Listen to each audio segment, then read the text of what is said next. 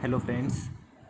तर बघा आपण प्रिवियस लेक्चरला त्यामध्ये schedule G, schedule H, schedule F1, F2 and F3 हे पॉईंट्स आपण बघितले होते प्रिवियस लेक्चरला. So today have the new points study in the for monitoring use and misuse of the antibiotics. ठीक आहे. सो यामध्ये बघा schedule H of the drug and cosmetic act contains a list of the 536 drugs. त्यामध्ये बघा schedule एचमध्ये drug आणि कॉस्मेटिकच्या ॲक्टनुसार त्यामध्ये containing त्या 536 ड्रगची लिस्ट यामध्ये दिली आहे शेड्यूल एचमध्ये. Then which are the required to be dispense on the prescription of a register medical practitioner. मग त्यासाठी ते ड्रग वगैरे जे आहे ते कॉस्मेटिक ते डिस्पेन्स करण्यासाठी रजिस्टर मेडिकल प्रॅक्टिशनर, त्याला आपण RMP म्हणतो, यांच्या प्रिस्क्रिप्शनशिवाय ते डिस्पेन्स करू शकत नाही आपण. ठीक आहे. यामध्ये त्यासाठी त्यांची प्रिस्क्रिप्शन हवी असते यामध्ये ते ड्रग डिस्पेन्स करण्यासाठी. So next, in order to have the separate regulations to check unauthorise sale of the antibiotics, a separate schedule as a schedule H1 was introduced under the Drugs and Cosmetic 4 Amendment Rules 2013 to regulate sale of the antibiotics exclusively. So यामध्ये बघा मग त्यामध्ये जे काही त्या ड्रग्सचं अनऑथॉराईज जे antibiotics आहेत सेलिंगसाठी, त्यासाठी त्यामध्ये ऑर्डरप्रमाणे त्यांचं सेपरेट रेग्युलेशन, अँटीबायोटिकचं जे काही रेग्युलेशन आहे, आणि त्याचबरोबर a separate schedule as schedule H1 was introduce under the drugs and cosmetic 4 amendment rules 2013. तर त्यामध्ये बघा त्याचं जे काही सेपरेट शेड्यूल दिलेलं आहे यामध्ये शेड्यूल H1 म्हणून ते इंट्रोड्यूस करण्यात आलेलं आहे, drug and cosmetic rules of the 2013, आणि त्याचबरोबर ते रेग्युलेट ऑफ अँटीबायोटिक्स एक्सक्लुझिव्हली, आणि त्यानंतरच त्या रूल्स देन आफ्टर ते रेग्युलेट जे काही अँटीबायोटिकचं सेलिंगचं जे रेग्युलेशन आहे ते एक्सक्लुझिव्हली चालू शकतं यामध्ये. So next, under the schedule H1 drug formulations should be label with the symbol RX in the red and conspicuously displayed on the left corner of the label with the following words in box with the red border.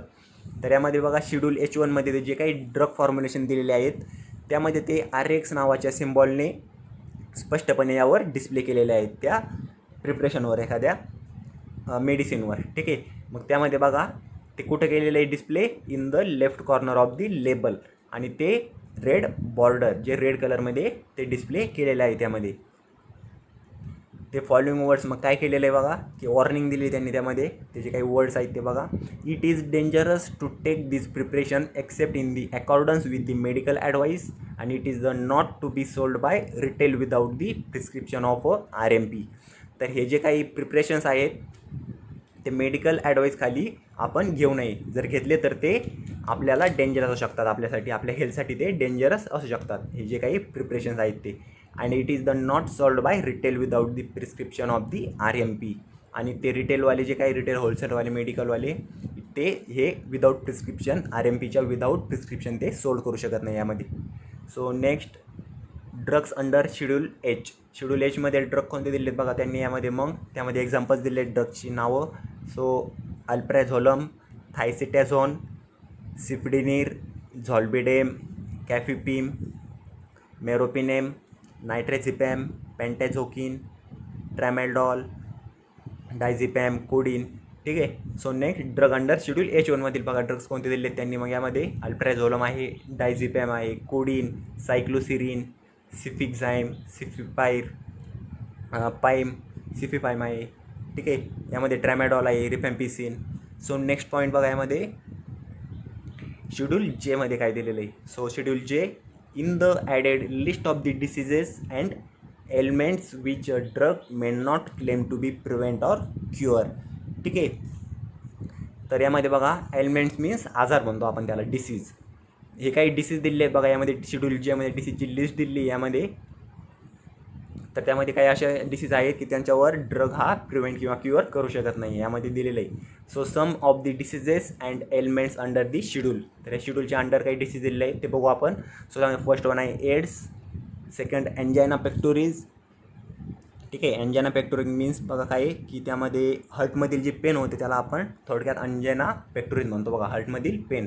So next, अपेंडिक्टिस, next आहे आर्टेरिओस्क्लेरोसिस, baldness means बघा आपले hair कमी होणे डोक्यावरील, ठीक आहे, तर आपण थोडक्यात टक्कल पडणे असं म्हणतो बाल्डनेस. सो नेक्स्ट आहे ब्लाइंडनेस मीन्स रातांधळेपणा म्हणतो आपण त्याला. So it is the vitamin एची कमतरता भासल्यास ब्लाइंडनेस होण्याची दाट शक्यता असते यामध्ये. सो नेक्स्ट आहे ब्रॉन्कियल अस्थमा, काही दम्याचे डिसीज असतात बघा, cancer and binning tumour, cataract means बघा डोळ्यातील जे मोतीबिंदू म्हणतो आपण त्याला इज कॉल्ड ॲज कॅटरॅक्ट, ठीक आहे. Change in colour of the hair and growth of the new hair, त्यामध्ये आपल्या हेअरचा कलर चेंज होणे आणि नवीन हेअर जे आहे त्याची ग्रोथ होणे. आणि लास्ट डिसीज आहे change of the fertile sex by drugs, that is the all types of almost 51 elements mention in the schedule J. अशा प्रकारे अजून यामध्ये जास्तीत जास्त 51 असे डिसीज आहेत मेन्शन इन द शेड्यूल जेमध्ये ते मेन्शन केलेले आहेत. सो नेक्स्ट शेड्यूल एममध्ये काय बघू आपण. So in the deals with the good manufacturing practices, तर त्यामध्ये बघा good manufacturing deals of the good manufacturing practices, चांगल्या उत्पादनाच्या पद्धती म्हणतो आपण त्याला, ठीक आहे. GMP and requirements of the premises plant and equipments, तर रिक्वायरमेंट ऑफ प्रिमायसेस मीन्स काय बघा यामध्ये की त्यामध्ये बघा त्यासाठी स्पेसिफिक एरिया असलं पाहिजे त्याला, आणि त्याला लागणारे जे रिक्वायरमेंट्स आहेत. So is the requirement of premises plant and equipments, त्यासाठी लागणारे बघा वनस्पती किंवा काय उपकरणे म्हणतो आपण त्याला in the added in schedule M. So next second आहे part first deals with the good manufacturing practices and factory premises. So factory premises means जो कारखान्याचा एरिया म्हणतो आपण त्याला परिसर, so is called as factory premises. And part second deals with the plant and equipment. So in the total all points are the describe in the schedule M. So next आहे schedule M first. So त्यामध्ये काय आहे prescribe in the detail requirements of the factory premises for the manufacture of homeopathic drugs. तर यामध्ये काय दिलेलं आहे बघा की जे काही रिक्वायरमेंट्स अँड फॅक्टरी प्रिमायसेस आहेत मॅन्युफॅक्चरिंग होमिओपॅथिक ड्रगच्या मॅन्युफॅक्चरिंगसाठी लागणारे. So in the all types of the requirements are prescribe in the schedule M1. So second आहे बघा शेड्यूल एम सेकंड. तर यामध्ये काय आहे prescribes requirements of the factory premises manufacturing of cosmetics.